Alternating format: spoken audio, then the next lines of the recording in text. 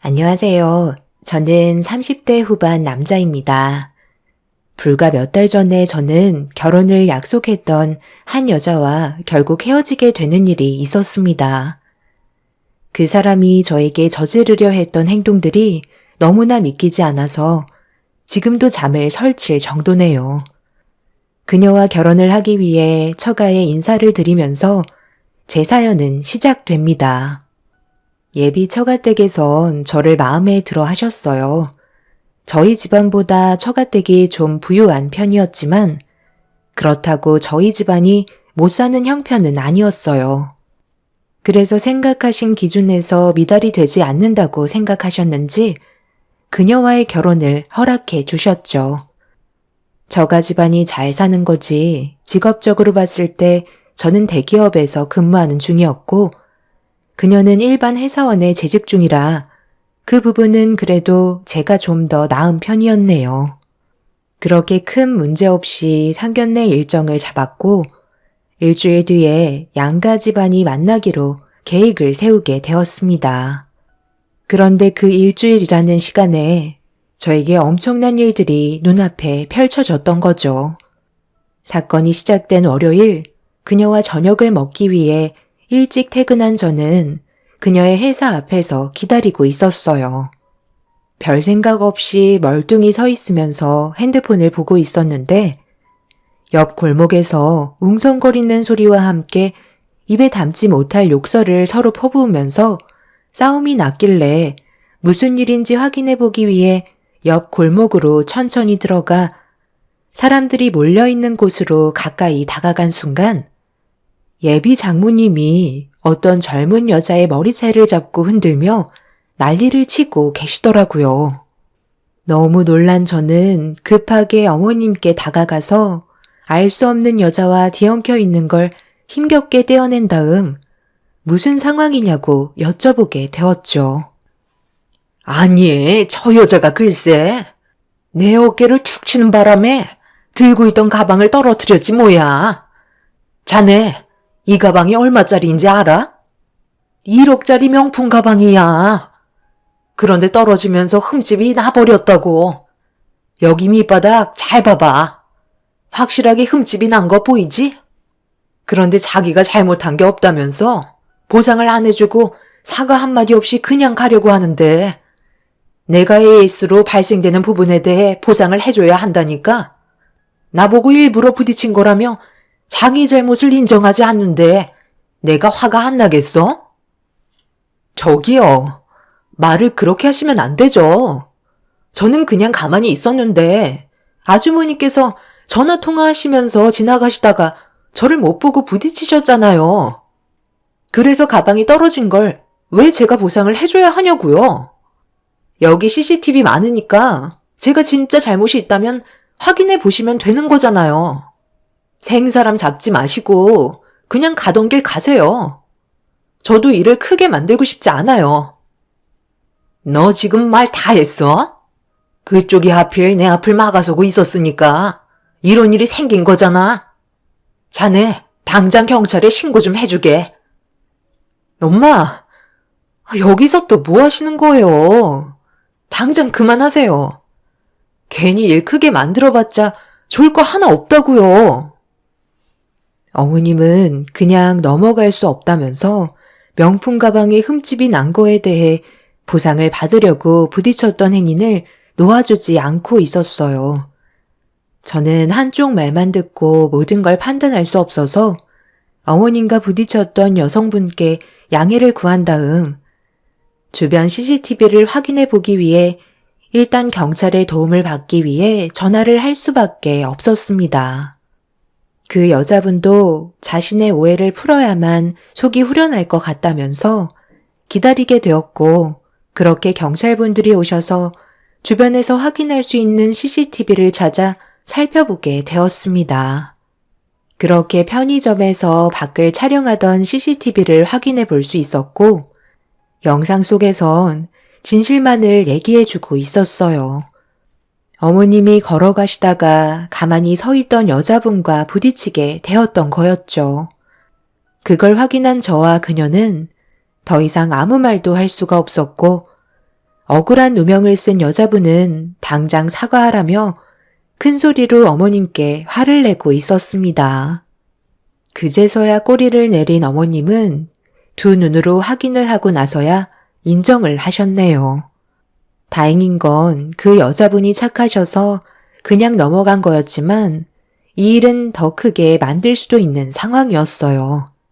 예비 신부는 머리채를 잡혔던 여자분께 용서를 구했고 어머님 몰래 헝클어진 머리와 소중한 시간을 망쳐서 죄송하다며 여자분께 지갑에서 돈을 꺼내 지어준 뒤 수습을 하게 되었네요.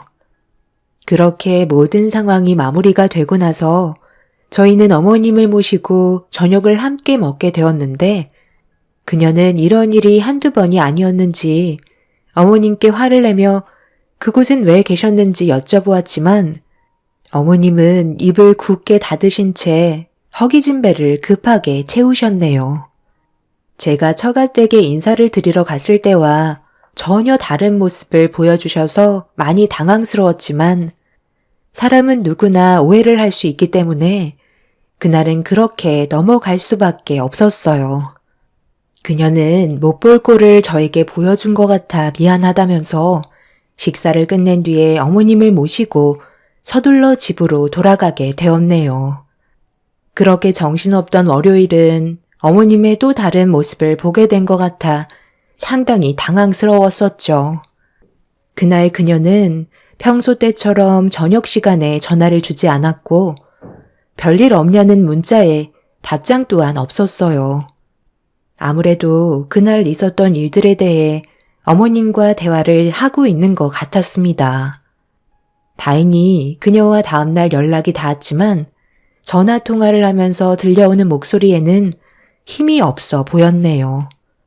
저는 그녀의 기분을 풀어주기 위해 저녁에 다시 만나자고 약속을 잡게 되었고 그날은 제가 좀 늦게 끝나게 되면서 그녀가 저희 회사 앞에서 기다리고 있었어요. 그런데 그녀의 얼굴을 마주하고 인사를 주고받으려는 순간 저는 걸음을 멈출 수밖에 없었어요. 그녀의 뒤에서 어머님이 고개를 내밀며 저에게 인사를 건네셨네요. 저는 어머님의 얼굴을 보고 당황해서 어색한 웃음으로 인사를 드렸고 그녀는 나중에 다 설명해 주겠다면서 일단 자기 차로 타라며 제 손을 이끌었습니다. 무슨 상황인지 알 수 없었던 저는 결국 제 차를 놔둔 채 그녀의 차에 올라탈 수밖에 없었어요. 그녀는 전날에 있었던 일에 대해 어머님이 많이 미안해하셔서 좋은 곳에서 같이 저녁을 먹길 원하신다고 했습니다. 그래서 어쩔 수 없이 같이 오게 된 거라고 설명을 해주고 있었죠. 그렇게 한참을 달려가고 있는데 갑자기 그녀가 머리가 아프다면서 두통이 오는지 잠시 약국에 들러 두통약 좀 사야 할 것 같다고 약국에 정차를 하게 되었어요.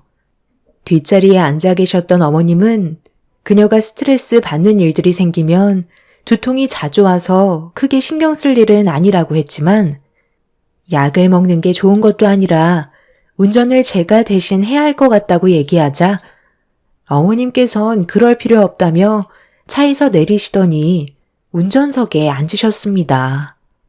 가족이 함께 운전하는 차고 음식점 위치도 어머님이 알고 계셔서 직접 운전하시겠다고 운전대를 잡으셨어요.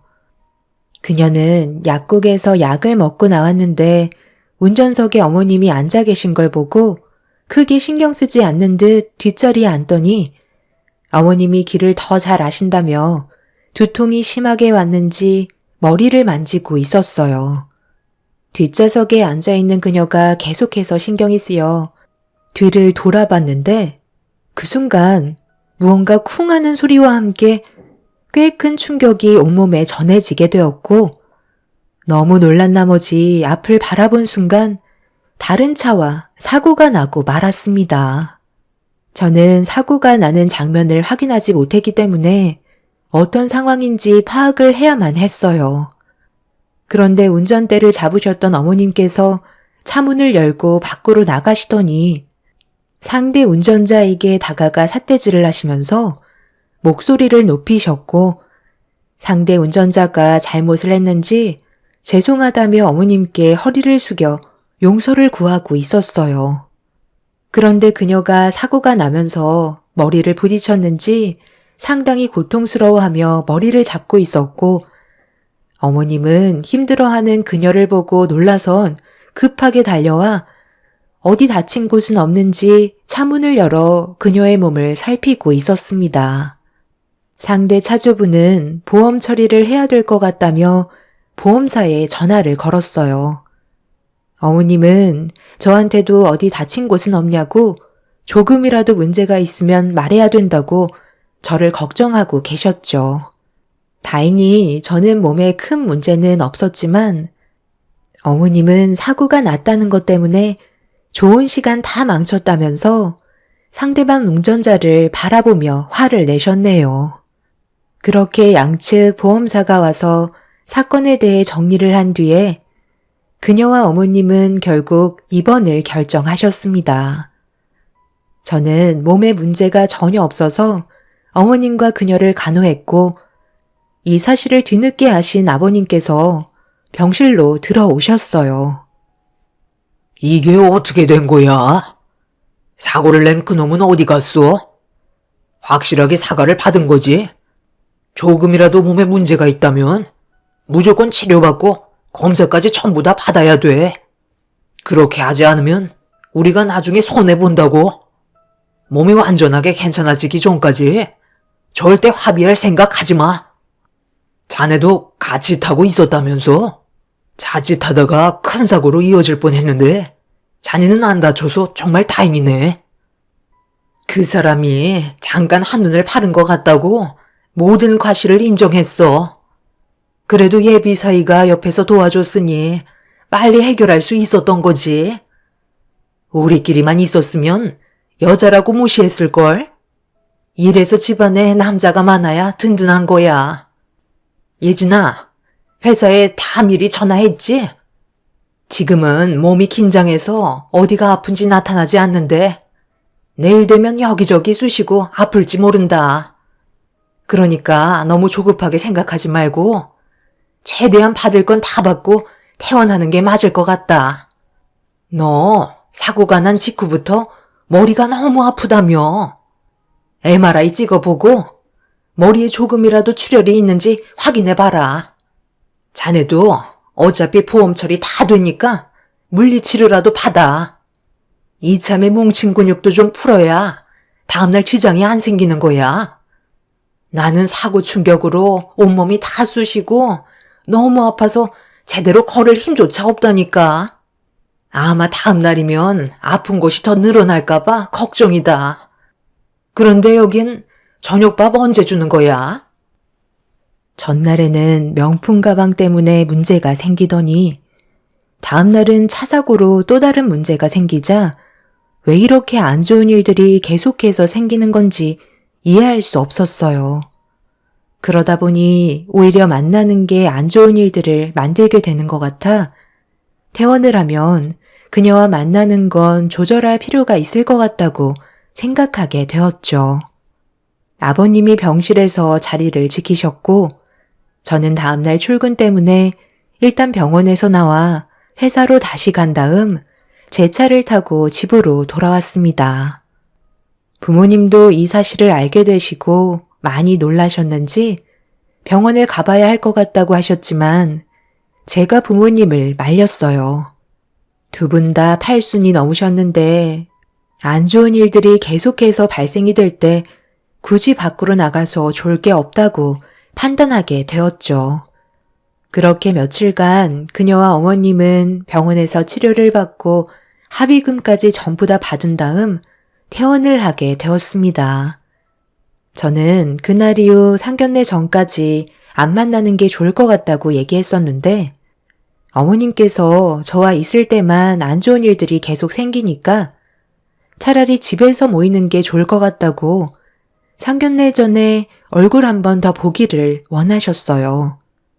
그리고 여러 가지로 할 말이 많다며 저와 함께 시간을 보내고 싶어 하셨습니다. 예비 처가댁에서 모이는 건 크게 문제될 것 같지 않아서 어머님의 초대를 받아들였고, 그렇게 저는 처가댁에서 저녁 식사를 하며 대화를 주고받게 되었네요. 그녀도 집에서 가진 모임이 마음에는 한결 편했는지 두통도 없어진 것 같았어요. 그런데 자네도 이제 우리 집안 식구가 될 텐데 제대로 된 보험 하나는 드러나야 하지 않겠어? 내가 며칠간 병원에 입원해 있으면서 생각이 좀 많아졌는데 얼마 전에 사고가 전혀 예상하지 못한 상태에서 터진 거잖아. 앞날은 아무도 모르는데 자네도 내 딸과 결혼을 하고 난 이후에 불행한 일들이 갑자기 닥쳐올지도 모르고 정말 심각하게는 자네가 내 딸과 결혼하자마자 사고로 세상을 떠날지도 모르는데 보험 하나 정도는 제대로 드러나야 하지 않겠어? 인간은 미래를 예측할 수 없기 때문에 미리 대처할 수 있는 방법을 찾아서 준비하는 게 좋을 것 같다고 생각하게 되었네. 그러니까 이번 기회에 자네도 보험 하나 제대로 듣는 게 좋을 것 같은데 어떻게 생각하나? 저도 보험이 없는 건 아닌데요. 생명보험까지는 아직까지 생각해 본 적은 없는 것 같아요. 제가 하는 일이 위험한 것도 아니고 딱히 필요성을 느끼지 못했거든요. 어머님께서 하신 말씀대로 미래를 바라볼 수 없으니 항상 준비하는 게 옳다고 생각하지만 아직 저는 지금 당장 생명보험을 준비할 마음은 없어요. 나중에 제가 정말 들어야 한다고 생각될 때 그때 상의해서 준비하도록 하겠습니다. 제가 말씀드린 부분에 대해 너무 서운하게 생각하시지 않으셨으면 좋겠어요. 자네가 만약 내 딸과 결혼을 하고 사고로 세상을 떠나게 되면 그때는 준비를 할 수가 없는데 생각할 시간이 뭐가 필요한가? 과부만 들고 생명보험도 안 들어서 내 딸만 손해를 보게 되는 건데 그건 내 딸을 생각해 주는 게 아니지. 그만큼 진심으로 사랑하지 않고 있다는 거 아니겠어? 내가 만약에 자네였다면 조금의 고민도 하지 않고 생명보험 들었을 것 같은데. 분위기 좋게 식사를 하다가 갑자기 보험 얘기가 나오더니 뜬금없이 생명보험에 가입을 하라는 어머님의 말에 저는 당황하고 말았어요. 보험이야 언제든 가입할 수 있지만 하라는 대로 무턱대고 실행에 옮기는 건 아닌 것 같아 진지하게 생각을 해보는 게 좋을 것 같다고 드린 말씀이었는데 처가댁에선 그런 저를 안 좋게 바라보셨네요. 옆자리에 앉아있던 그녀는 아무 말도 하지 않았지만 확실한 건 기분이 좋아 보이는 건 아니었어요.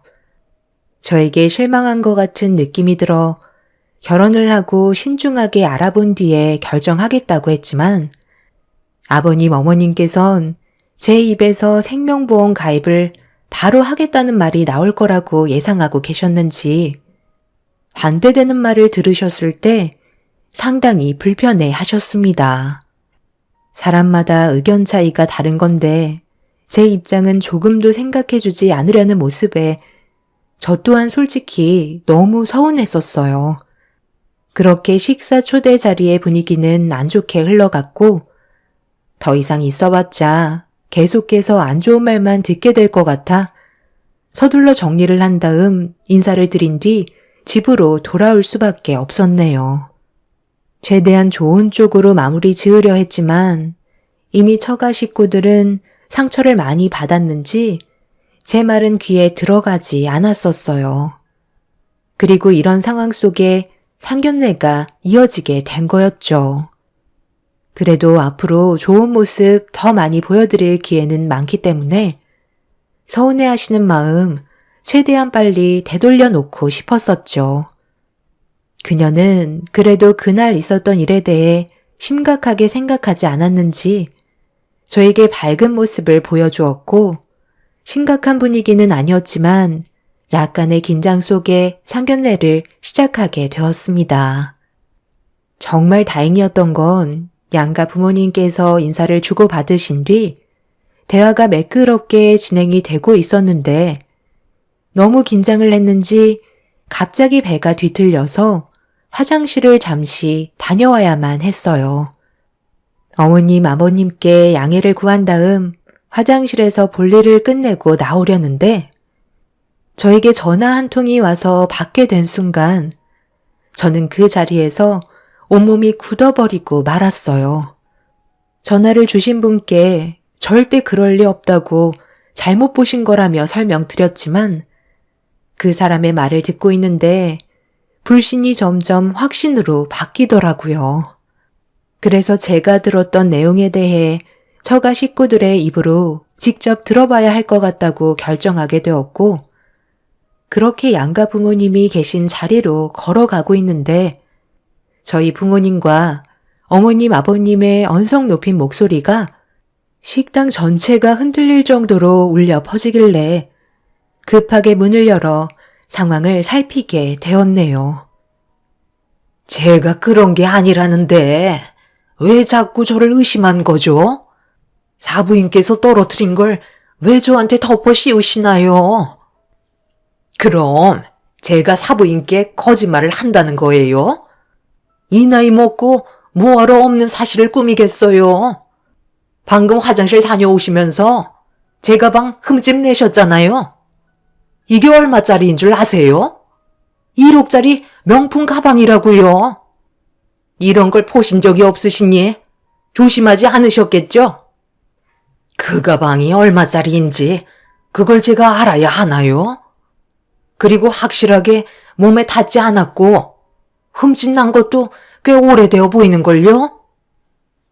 나이가 8순이나 되셔서 노망이 드셨나? 오늘 같은 날 꼭 상황을 이렇게 만드셔야 되겠어요? 지금 여기가 어떤 자리인지 전혀 모르신 거예요? 제가 정말 한성격 하는데요. 예비 사이를 봐서 많이 참고 있는 거라고요.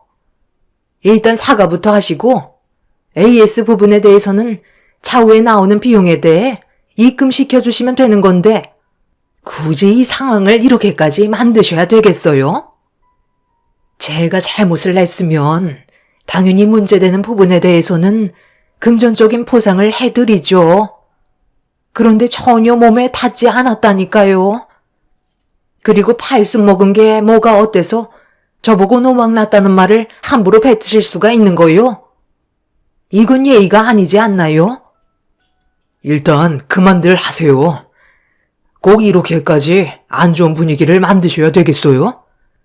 어머님 가방이 떨어질 수 있는 거고 그리고 생활하다 보면 어느 정도 흠집이 생길 수 있는 거잖아요. 저희가 하루 이틀 얼굴 볼 사이도 아닌데 가방 떨어진 거 가지고 이 정도로 심각한 분위기를 만드셔야 되겠어요? 제가 봤을 때 어머님 가방에 흠집 난 거 저번에 생겼던 위치랑 똑같아 보이는데요. 그래서 지금 내가 거짓말을 하고 있다는 거야? 어디서 창모를 의심하고 있어? 내가 맞는다면 맞는 거지. 제발 억지 좀 부리지 마세요. 어머님 1억짜리라고 하시는 가방 그거 진품 맞아요? 말만 그렇게 하시는 거지. 확실하게 1억짜리 가방 맞는다는 증거가 어디 있어요? 여기 근처에 진품인지 가품인지 확인한 곳이 있는데 한번 가보실까요? 자네 지금 나를 의심하는 거야? 내가 오죽했으면 이렇게까지 나왔겠어. 명품 가방인데 떨어져서 마음이 아파 그런 거라는 걸 이해해주지 못하는 거야? 차라리 이 결혼 없던 걸로 하는 게 좋겠네. 자네같이 마음씨가 좁아터진 사람을 내 딸에게 넘겨줄 생각 없고 앞으로 2번 다시 연락도 하지 말게. 어차피 생명보험 가입도 안 하겠다는 사이 뭘 믿고 내 딸을 맡길 수 있겠나? 그 말 왜 안 나오나 했는데 잘 됐네요. 저도 어차피 이 결혼 이어갈 생각 조금도 없었어요. 제가 방금 전화를 받았는데요. 무슨 말을 들었는지 알아요? 당신들 모두 인생 쫑난 줄 알라고. 꼬리가 길면 결국 밟힌다는 거 몰라? 제가 방금 통화한 녹음 내용이에요.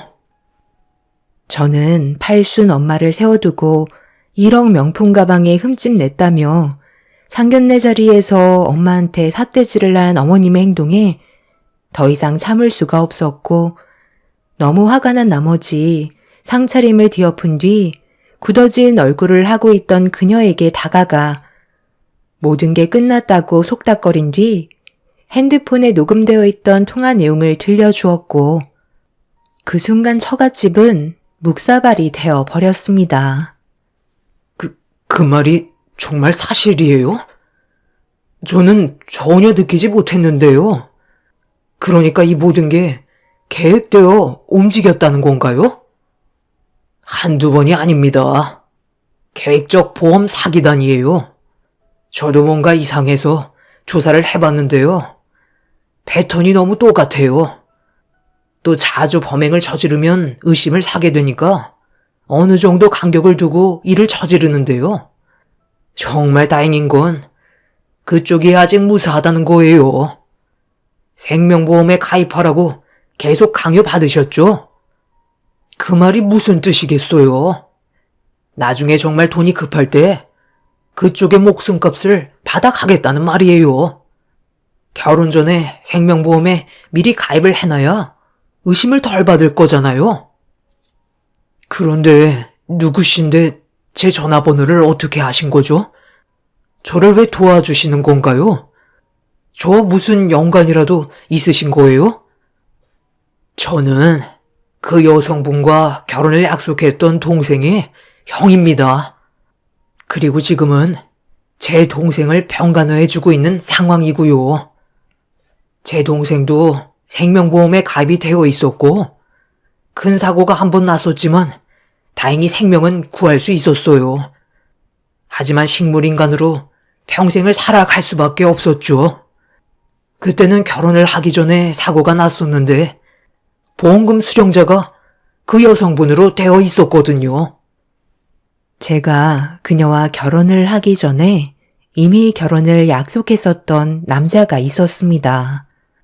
그런데 그녀는 그 남자에게 생명보험에 가입을 하게 만들었고 범행을 저질렀지만 위태로운 상태에서 그 남자가 기적적으로 생명은 건질 수가 있었어요.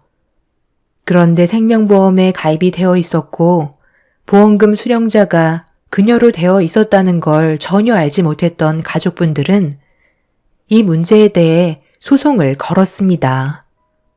하지만 계획적인 범행의 동기가 없었다는 거에 재판에서는 그녀의 가족에게 손을 들어주었고 세상을 언제 떠날지 모르는 그 남자의 보험금 수령은 가족분들의 이름으로 바뀌게 되면서 인연을 끊게 되었던 거죠. 그런데 형이라는 분은 처가 식구들의 집안이 상당한 문제가 있다는 걸 계속해서 의심하게 되었고 자기 동생이 식물인간이 된 이후에도 그녀의 집안은 다른 자잘한 사고로 금전적 이득을 취하고 있다는 걸 파악하게 된 거였죠. 그리고 명품 가방 또한 일부러 돈을 받으려는 수법인 걸 알 수 있었어요. 그 남자의 형은 그녀의 집안의 뒤를 밟으면서 처벌을 내리기 위해 많은 걸 준비하고 있었죠. 그런데 그 사이 제가 그녀의 계획에 들어가게 된 거였고 똑같은 패턴으로 저에게 생명보험을 가입하라는 강요를 하기 시작한 거였네요. 그래서 제 증언이 그분에게는 절실하게 필요했던 거였습니다. 저와 통화한 내용을 듣게 된 처가 식구들은 사색이 된 얼굴로 자신들은 절대 잘못이 없다고 했지만 그동안 제가 겪어온 것들을 보면 확실하게 뭔가 이상하다는 걸 많이 느끼긴 했었죠. 그리고 잠시 뒤 저와 통화를 했던 그 남자분이 상견례장의 문을 열고 들어와 그동안 저지른 행동들이 담겨있는 영상들을 보여주며 그 사람들의 짓을 낱낱이 저희 가족에게 알려주었네요. 뒤이어 경찰분들이 상견례 장소로 들어왔고 그 사람들은 결국 법적인 처벌을 받게 되었습니다. 제가 그동안 겪어왔던 부분에 대해 증언하며 생명보험에 가입하라고 강요도 받았다면서 식물인간이 되어버린 그분과 비슷한 패턴으로 저에게 범행 계획을 꾸미려 했다는 게 밝혀지게 되면서 보험 가족 사기단으로 처벌을 받게 되었습니다. 제가 한 진술과 그 남자분이 그녀의 집안 사람들의 뒤를 조사해서 얻은 증거물들을 토대로 그분들의 억울한 사건까지 전부 뒤집어지게 되었어요. 결국 의도적으로 접근한 부분들이 밝혀졌고 징역은 피해갈 수 없게 되었네요. 만약 그 남자분의 끈질긴 추적이 없었다면 저도 그분의 동생처럼 식물인간이 되었거나 세상을 떠났을지도 모르죠. 사람이 제일 무섭다는 걸 이번에 처음 겪게 되었습니다. 앞으로 항상 뭐든지 신중히 결정해야 될 것 같네요. 그 사람들처럼 악한 마음을 가지는 사람들이 더는 이 세상에 없길 바랄 뿐입니다. 제 사연 들어주신 분들 감사합니다. 안녕하세요. 저는 30대 후반 여자입니다. 최근에 정말 말도 안 되는 일을 경험하게 되었고 어떤 식으로 받아들여야 할지 몰라 사연을 신청하게 되었습니다. 남편과 결혼을 한 지 5년의 시간이 흐르는 동안 끊임없는 문제가 생겼고 결국 점점 쌓여만 가던 안 좋은 감정들이 터져 나오고 말았습니다. 저희 부모님과 남편은 애초부터 사이가 좋지 않았었어요. 날이 가면 갈수록 남편에게 바라는 것들이 많아졌고 남편도 저희 부모님에 대한 요구들에 대해 점점 지쳐가고 있었죠. 그러다 보니 친정에 가는 것도 두려웠고 남편에게 더 이상의 피해를 주고 싶지 않았습니다. 저희 부부가 일부러 이런저런 핑계를 대면서 계속해서 피하려 하자 부모님도 나중엔 눈치를 채셨는지 일부러 저희 집에 찾아오셨어요. 내가 최근 들어 뭔가 느낌이 이상해서 계속 지켜보고 있었는데 너희들 지금 일부러 피하는 거니? 집안 행사가 있어서 얼굴 좀 보자고만 하면 다른 이유를 대면서 오질 않고 있잖아. 어느 정도껏 해야지. 우리는 눈치가 없는 줄 알아? 뭐가 불만이길래 오지 않으려는 거야? 아무리 생각을 해봐도 이해가 안 돼서 그런다. 얼굴 안 볼 이유가 딱히 없잖니. 이유가 없다고요? 그동안 이해가 저와 결혼을 하고 얼마나 많은 스트레스를 받고 있은 줄 알아요? 엄마야말로 어느 정도껏 하셔야죠. 얼굴 볼 때마다 돈 말곤 할 말이 없으세요? 시도 때도 없이 용돈 부족하다면서 등골 빼먹은 게 한두 번이냐고요. 이러려고 저를 이 사람한테 보낸 거예요? 저희가 왜 찾아뵙지 않겠어요? 저번에 어떻게 하셨어요? 엄마랑 아빠가 각각 통장을 내미시더니 내년에 결혼기념일로 여행 가고 싶다며 이 사람에게 적금을 들어야겠다고 눈치 주셨잖아요. 지금 그게 말이 된다고 생각해요? 이희가 은행도 아닌데 왜 아빠 엄마 결혼기념일 여행 가는 것까지 챙겨드려야 하죠? 통장을 얼굴 앞에 내밀면서 아빠 통장에 200만 원, 엄마 통장에 100만 원 매달 입금하라면서 생활비는 또 따로 요구하셨잖아요. 이희가 저와 결혼하고 뭐라고 한 줄 아세요? 자기는 살아가야 할 이유가 아빠 엄마 돈줄 마르지 않게 힘들게 일하려고 이 세상에 태어난 존재 같다며 평생 돈만 바치다가 떠날 것 같다고 했어요. 생활비도 적지 않게 드리고 있는데 뭐든 적당히 하셔야죠. 그때부터 너무 큰 실망을 해서 한동안 찾아뵙지 않았던 거예요. 결혼 전에는 제가 벌어오는 돈으로 생활하시더니 이젠 이 사람 돈으로 더 많은 것들을 누리실 작정이세요? 앞으로 최소한의 생활비를 제외하곤 드리지 않을 테니 그런 줄 알고 계세요. 저희도 먹고 살아야 하고 앞으로 아이 계획도 세워야 하는데 아빠 엄마 사치 부리는데 더 이상 돈을 낭비하고 싶지 않아요. 제발 제가 그이 눈치 좀 안 보게 해주세요. 네? 뭘 얼마나 받아먹었다고 그러는 거야? 내가 너를 그동안 어둡게 키워줬는데 그것만도 감사하게 생각해야지. 내 딸을 데려갔으면 이 정도는 당연히 해줄 수 있는 것들 아니냐? 다른 집안들은 사이가 알아서 신경 써준다더만. 통장을 내밀었을 때의 우리 입장은 조금이라도 생각해봤어? 오죽했으면 너희들한테 손을 벌렸겠냐고. 너희들 마음 충분히 알았으니까 두 번 다시 찾아올 생각은 조금도 하지 않으마. 힘들게 자식 키워봤자 아무 소용 없다더만. 결혼하고 나서 부모에 대한 고마운 마음은 조금도 편하지 않으려는 딸도 문제지만 아무 말 하지 않고 있는 오서방한테도 너무 크게 실망을 했네. 충분히 어떤 마음인지 알았고 앞으로 찾아오지 않을 테니 잘 먹고 잘 살아라. 늙으면 세상 떠야지. 너희들한테 괜히 피해만 줘서 미안하다. 뭐하고 있어? 당신도 이제 그만 일어나. 우리는 자식들에게 짐만 될 뿐이야. 부모님은 저희 부부 앞에서 눈시울을 붉히셨고 상황이 정말 난감하게 흘러가고 있었어요.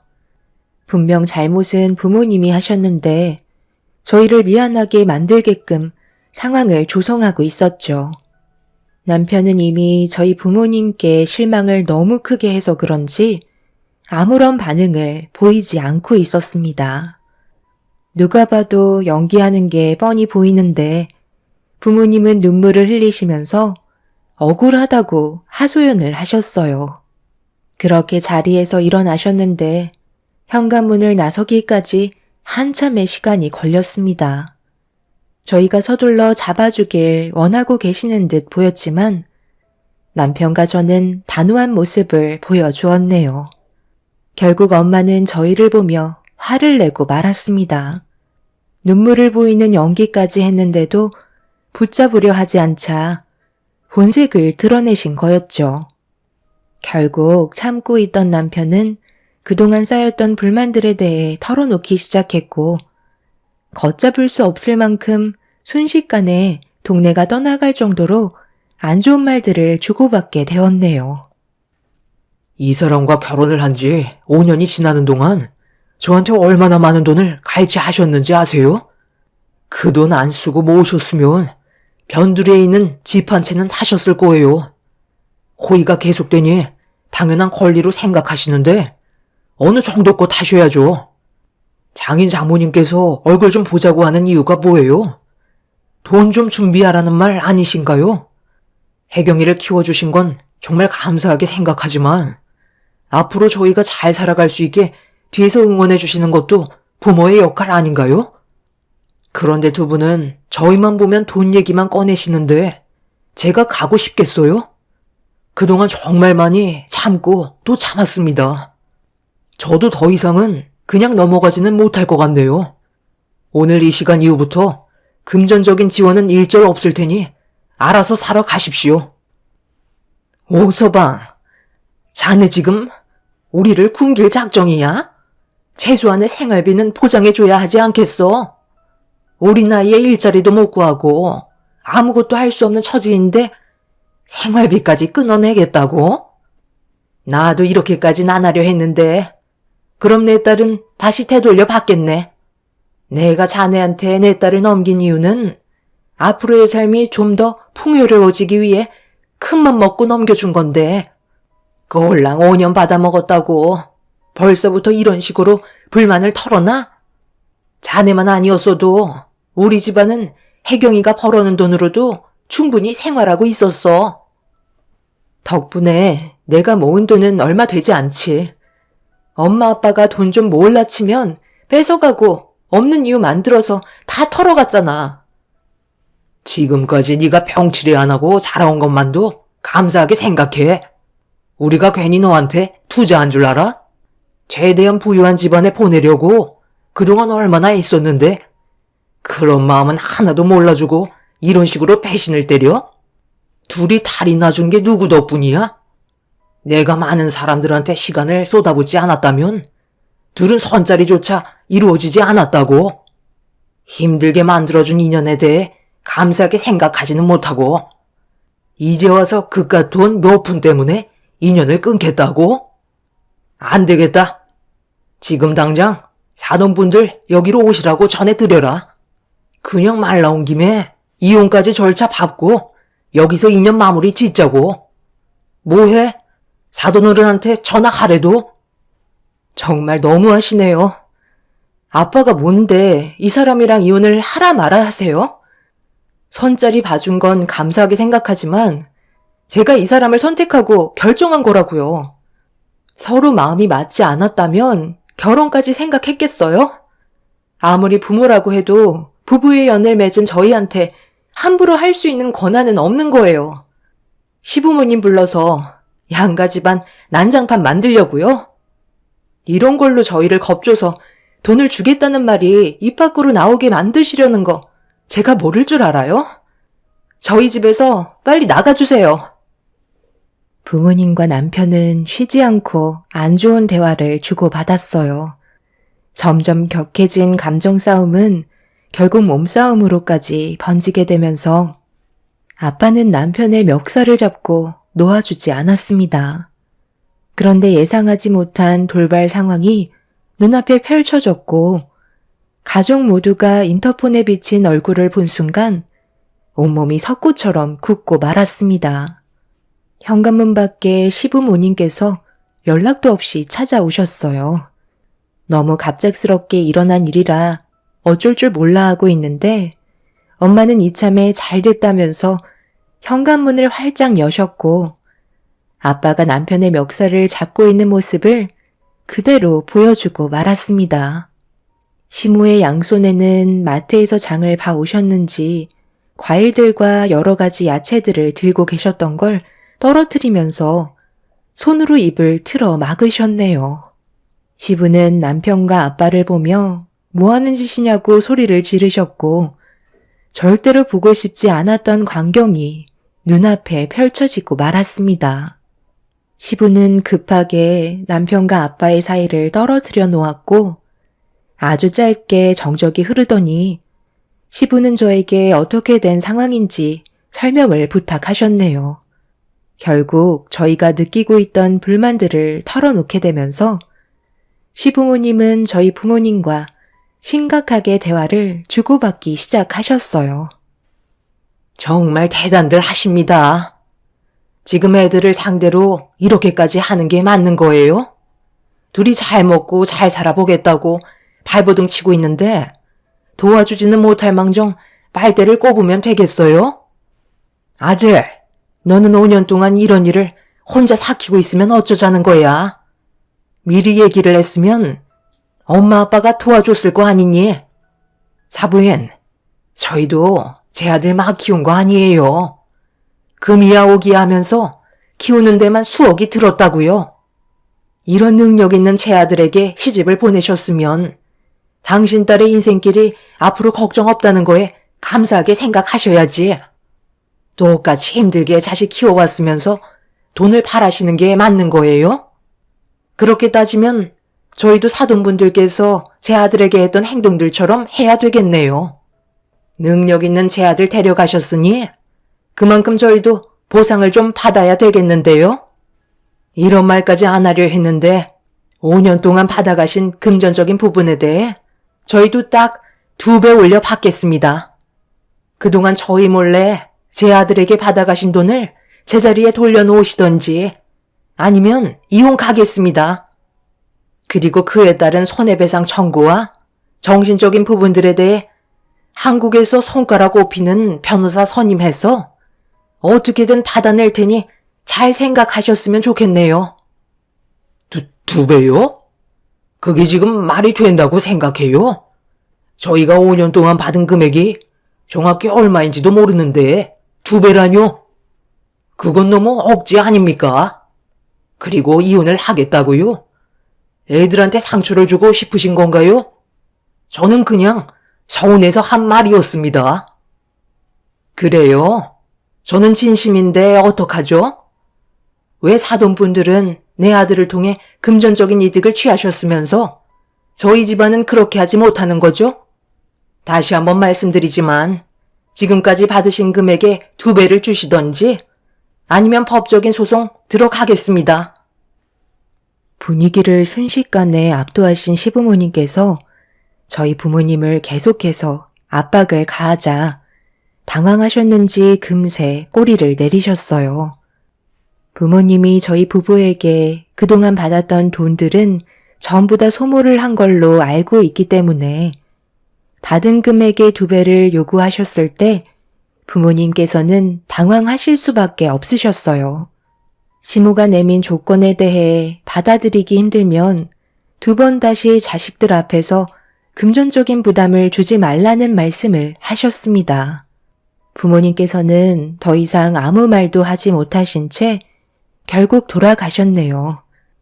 시모는 예상하지 못했던 충격적인 광경들 때문에 정신적으로 많이 힘드셨는지 다리에 힘이 풀려 비틀거리셨고 남편이 시모를 부축해 드려 소파에 앉혀 드렸습니다. 한참 동안 조용해진 집안에서 저는 힘겹게 어질러진 물건들을 정리하고 있는데 시부모님께서 저희를 부르셨어요. 그리곤 앞으로 또다시 있을 일들에 대해 어떻게 대처를 할지 설명을 해 주셨네요. 또다시 이런 문제가 발생된다면 바로 연락을 줘야 한다. 지금 이 상황은 아들 네가 잘못한 거야. 사위 입장에서 어쩔 수 없었겠지만 사돈분들이 요구한 걸 무턱대고 계속해서 들어줬기 때문에 당연하게 생각한 거란다. 우리가 오늘 오지 않았다면 분명 더 큰 사태가 벌어졌을 수도 있겠지. 앞으로 어떻게 사돈분들을 대처해야 할지 고민이 많겠지만 그건 둘째고 무슨 일이 있건 절대로 금전적인 도움은 주지 않았으면 좋겠다. 아마 집으로 돌아가는 중에도 고민을 엄청 많이 하겠지.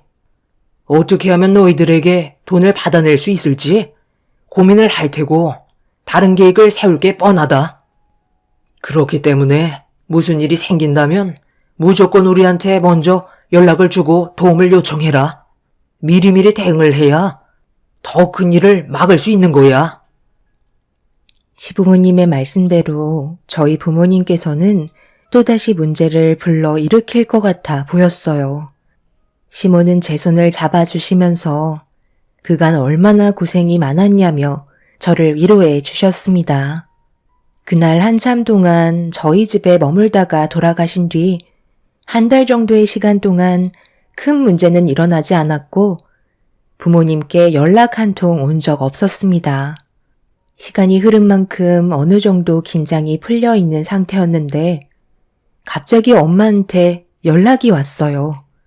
돈이 다 떨어져서 도와달라는 연락일까봐 받지 않았는데 잠시 뒤 문자 한 통이 도착했고 확인하는 순간 다시 걸려온 엄마의 전화를 받을 수밖에 없었네요.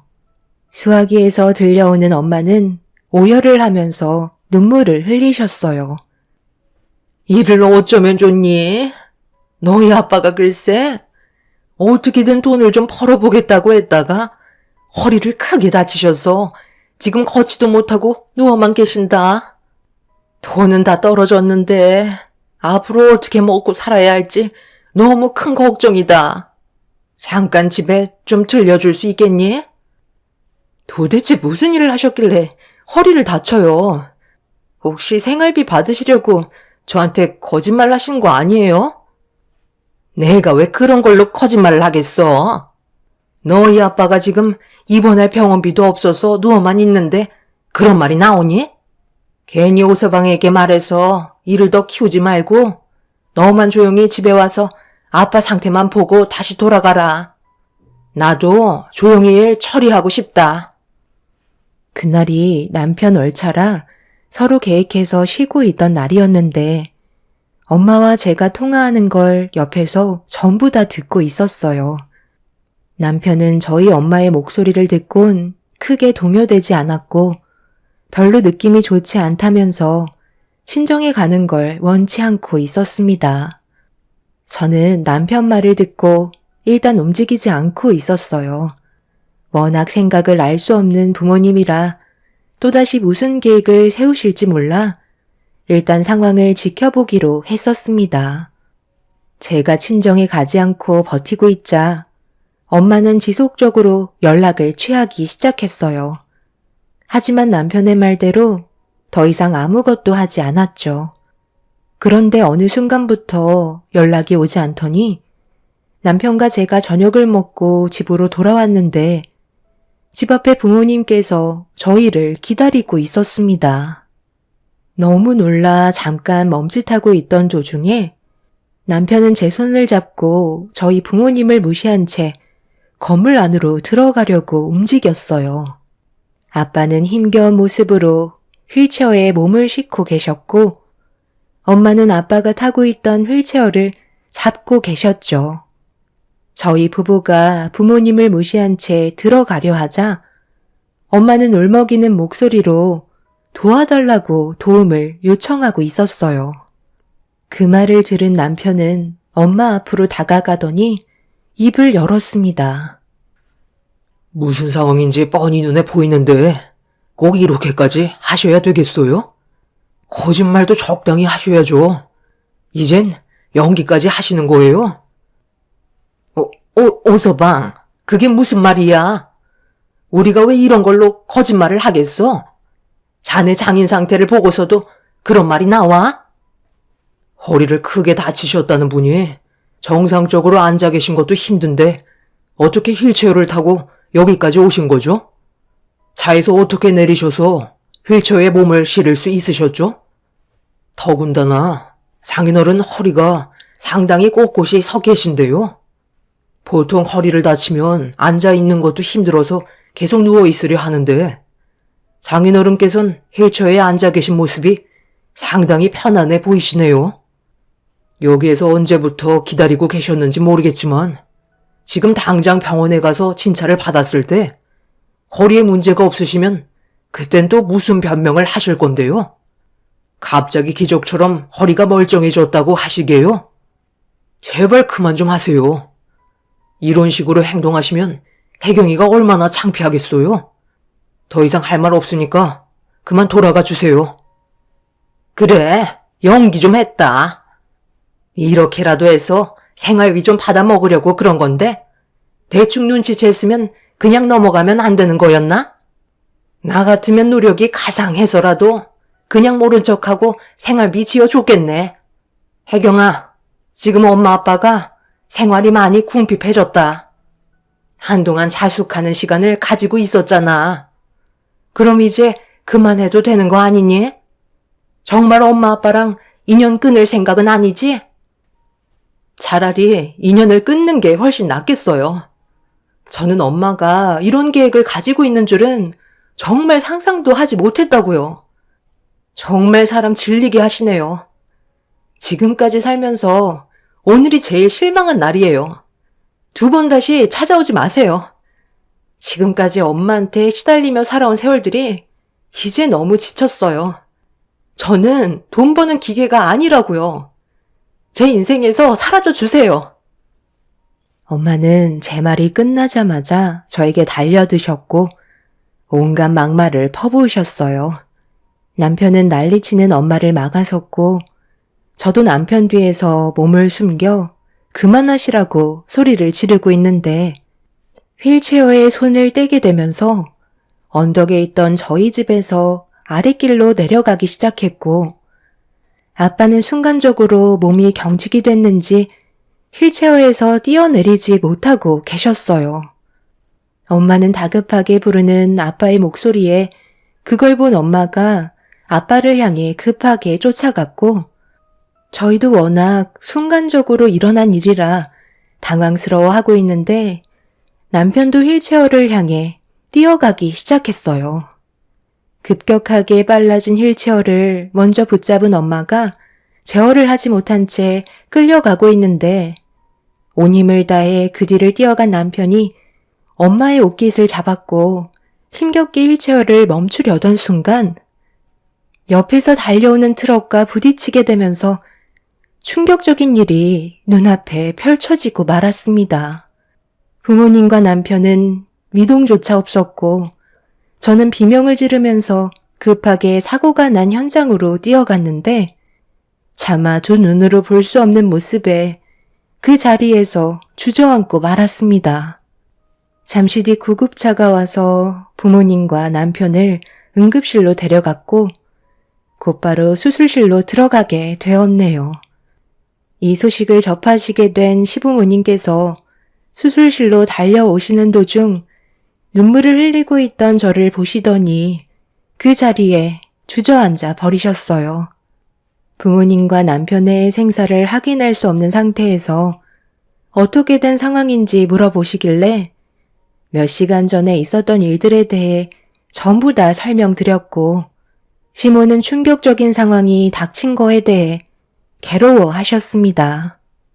그런데 잠시 뒤 수술실에서 나온 의사의 표정은 상당히 좋지 않았고, 부모님께서 두 분 다 세상을 떠나셨다는 말을 듣게 되었습니다. 남편은 다행히 머리에는 문제가 없어서 다리와 팔에 골절상을 입긴 했지만 시간이 지나면 정상적인 생활이 가능한 상태였어요. 시부모님께서는 수술을 마치고 병실로 옮겨지는 남편을 보며 오열을 하고 계셨습니다. 너무 순식간에 충격적인 일들이 한꺼번에 몰려와 저 또한 맨정신이 아니었지만 한순간에 잃게 된 부모님의 장례를 치러야만 했네요. 겨우 정신을 차린 남편의 첫마디는 저희 부모님의 생사를 물어보는 거였고, 시모가 두 분 다 세상을 떠나셨다고 하자 모든 게 자기 탓이라며 괴로워하고 있었습니다. 차라리 생활비를 그냥 지어드렸다면 이런 일은 발생되지 않았을 거라고 눈물을 보이고 있었어요. 저는 죄책감을 가지고 있는 남편의 손을 잡아주면서 어쩔 수 없는 상황들이었다며 남편에게 탓을 돌리지 않았습니다. 부모님의 어리석은 행동이 불러온 사고라고 남편을 위로해 주었어요. 그렇게 부모님의 장례를 치르면서 과거의 일들을 되돌려보니 상당히 많은 추억들이 머릿속에 스쳤는데 대부분 좋았던 기억보다 안 좋았던 기억이 훨씬 더 많더라고요. 부모님의 욕심이 불러온 화였기 때문에 어쩔 수 없었지만 남편의 몸에도 문제가 생겼다는 건 너무 큰 아픔이었습니다. 그렇게 장례가 끝이 나고 부모님의 유골함을 건네받은 저는 어떻게 해야 할지 고민이 많았어요. 납골당에 두어도 찾지 않을 것 같았거든요. 남편을 저렇게 만들고 떠나신 분들을 보고 싶지가 않았습니다. 그런데 어느 한 남자가 저에게 걸어오더군요. 제가 부모님의 유골함을 들고 가만히 있으니까 어디에 안치할 건지 정해지지 않았냐며 시설도 좋고 관리 또한 신경 써서 해준다며 두 분 합해서 최고급으로 해주겠다고 얘기하길래 납골당에 안치하는데 얼마냐고 물어보자 영업사원이 3천만 원 정도를 얘기하고 있었습니다. 그런데 그 말을 옆에서 묵묵히 듣고 계셨던 시모가 갑자기 제가 들고 있던 유골함을 빼서 들더니 죽어서도 사이든 꼴 빼는 3천짜리 납골당에 뭐하러 두냐며 사정없이 바닥으로 내리쳤고 순식간에 부모님의 유골함은 산산조각이 나고 말았습니다. 시모는 세상 떠나서까지 자식들 돈줄 빨아먹게 생겼다며 기억에서 지워버리라는 말을 거침없이 하셨습니다. 너무 순식간에 일어난 일이라 깨진 유골함을 멍하니 바라보고 있는데 저에게 유골함을 뺏어 들었을 때 부모님 소지품들도 납골당에 진열을 하려고 함께 들고 있던 소지품들까지 전부 바닥으로 떨어지고 말았네요. 그런데 흥분을 감추지 못했던 시모가 굳어져 버린 얼굴로 바닥에 떨어진 사진 한 장을 쥐어든 채 갑자기 손을 떨기 시작했어요. 그러더니 저에게 천천히 걸어오면서 눈물을 흘리고 계시길래 저는 그런 모습에 당황을 하면서 뒷걸음질 치고 있는데 갑자기 저를 돌려 세우시더니 옷깃을 풀어 헤쳤고 무언가를 찾으시는 듯한 행동을 보이셨습니다.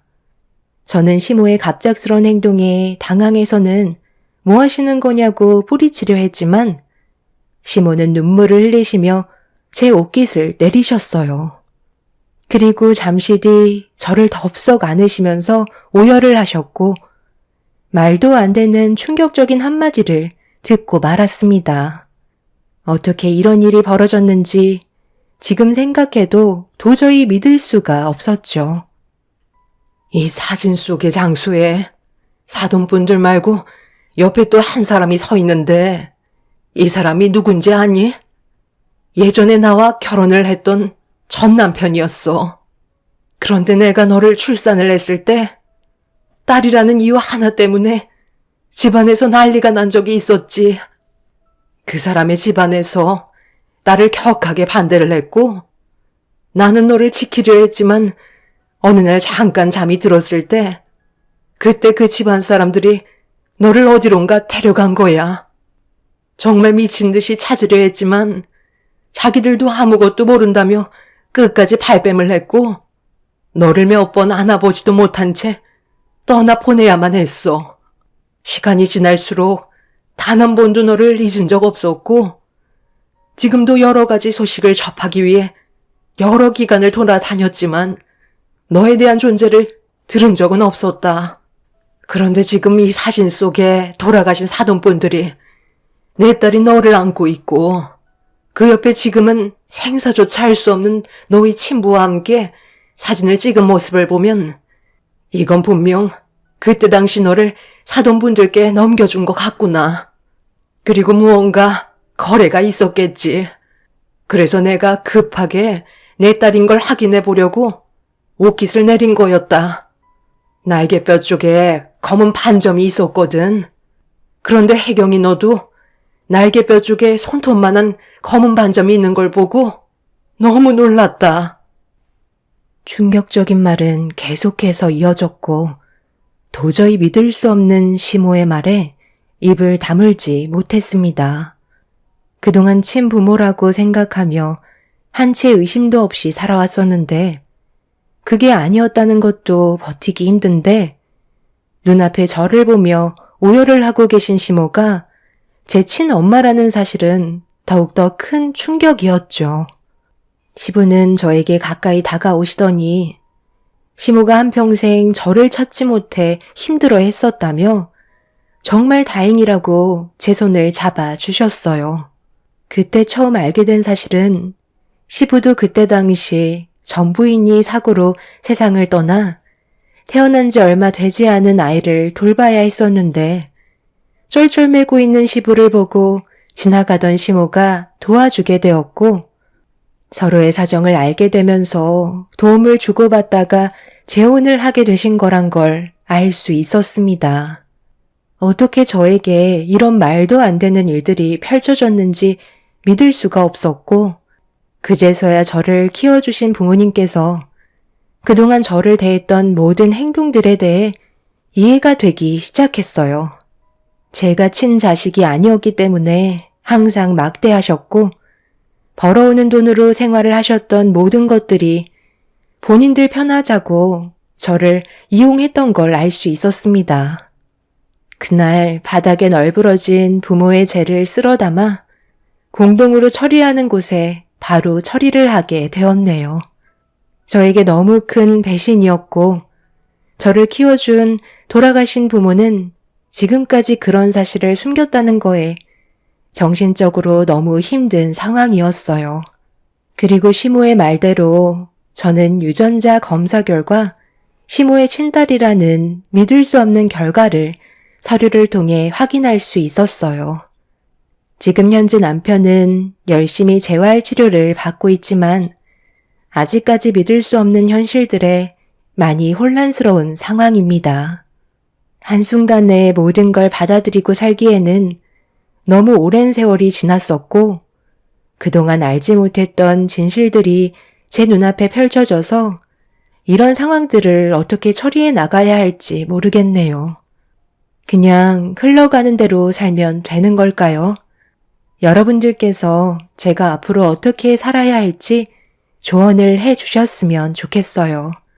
순식간에 변화된 삶을 받아들이기가 너무 힘이 드네요. 여러분들의 가정은 언제나 평안하시고 행복이 가득하시길 바랍니다. 감사합니다. 안녕하세요. 저는 경기도 광주에 살고 있는 40대 후반 여자입니다. 지금 저희 가족이 처한 상황을 여러분들께 알려드리고자 합니다. 시모의 한마디로 인해 여러 사람이 피해를 본 상태라 현재 화가 많이 난 상태예요. 사건의 시작은 시모가 원래 입이 좀 가벼우신 편인데 약간 흥분을 하시면 아무 말이나 막 뱉으시는 경우가 있으세요. 가족들 대부분이 그냥 흘려듣긴 하지만 시모의 말 한마디 때문에 가족들끼리 서로 얼굴을 붉힌 적이 몇 번 있었죠. 모두가 서로 헐뜯는 걸 별로 좋아하지 않는 편이라 최대한 조심히 상황을 해결해 나가고 완만한 가족관계를 유지하려고 했으나 또다시 문제가 발생이 되고 말았습니다. 정말 오래간만에 모두가 함께 모여 즐거운 분위기를 이끌어가면서 대화를 주고받고 있었는데 시모는 기분이 좋으셨는지 간단하게 술을 드신다는 걸 분위기 때문인지 좀 무리하게 술을 드셨습니다. 남편은 시모에게 건강을 생각해서라도 술을 그만 드셨으면 좋겠다고 얘기했는데 시모는 모처럼 한 가족이 모인 게 좋아서 그런 거라며 점점 더 술의 양을 늘리셨어요. 자주 있는 일도 아니라서 남편은 묵묵히 시모를 지켜보고 있었습니다. 그런데 갑자기 할 말이 있으시다며 저희를 집중시키셨고 진지한 표정으로 입을 여셨네요. 내 얘기를 잘 좀 들어봐라. 나도 이제 나이가 있고 몸도 점점 약해지는 걸 느끼고 있는 상황에서 하나둘 정리를 해야 될 것 같은데 일단 내가 가지고 있는 것부터 정리하고 싶은데 너희들 의견을 좀 들어보고 싶어서 이렇게 한자리에 모인 김에 내 생각을 얘기하마. 너희 아빠가 사고로 세상을 떠나면서 남겨두고 간 재산이 얼마나 되는지 너희들도 대충은 알고 있을 거다. 그동안 이 재산을 어떻게 할지 정말 고민이 많았거든. 그냥 가지고만 있는 것도 아닌 것 같은데 돈 문제는 상당히 예민하잖아? 그래서 쉽게 말을 꺼내지 못했었는데 한두 살 먹은 나이들도 아니라서 내가 정한 결정에 대해 존중해 줄 거라 생각한다. 너희들이야 머리가 워낙 좋으니까 재산을 나눠주면 당연히 더 많은 돈을 불릴 수야 있겠지. 그런데 그것도 개개인마다 능력이 다를 거 아니야? 나는 너희 아빠가 살아생전 힘들게 일해서 모아놓은 재산을 아무 생각 없이 사용하는 걸 원하지 않는다. 그래서 재산을 나눠줄 때 학력별로 나눌까 하거든? 내 아들들이야 어차피 다들 좋은 대학 나와서 대기업 다니고 있잖아. 그런데 그 뒤에서 누가 제일 중요한 역할을 하고 있지? 바로 내 아들의 배필이자 우리 집안의 며느리인 너희들이잖아. 돈을 불리는데도 경제관념이 바로 잡혀 있어야 가능한데 그것도 내 아들과 어느 정도 조건이 맞아야 그 시너지 효과가 더 커질 거 아니야? 그리고 내 마음도 더 편할 테고 이 나이 먹고 너희들에게 재산을 나눠줬는데 맨날 까먹고 있는 모습만 보면서 속 태울 수는 없잖니? 그래서 이렇게 재산을 분배하기로 했다. 막내 며느리의 학벌이 제일 좋으니 내가 가지고 있는 재산 중에 많은 부분을 차지할 테고 다음은 둘째 며느리 그리고 첫째 며느리가 분배를 받을 거다. 금액은 정해지지는 않았으나 아무래도 막내 며느리가 제일 많은 재산을 가져갈 것 같구나. 이건 오로지 내 생각이니 이 문제에 대해 다른 의견이 있으면 이의를 제기해도 된다. 크게 반대하는 거 없으면 이대로 진행할까 하는데 아무 말 없는 거 보니까 나쁘지 않나 봐. 나쁘지 않은 게 아니라 어이가 없어서 그러는 거예요. 어떻게 그런 생각을 하실 수 있는 거예요? 그럼 제 아내가 제일 학벌이 좋지 않으니까 재산 분배를 적게 해주시겠다는 거잖아요. 이건 아예 차별대우 아닌가요? 뭐든 똑같이 나눠야 한다고 생각하는데요. 그렇지 않고선 이건 싸움밖에 안 된다고요. 저는 이 문제에 대해 반대할게요. 더는 가족들끼리 싸우고 싶은 생각 없어요. 그리고 이런 생각을 가지고 계셨으면 자식들 먼저 따로 모아서 의견을 물어보셨어야죠.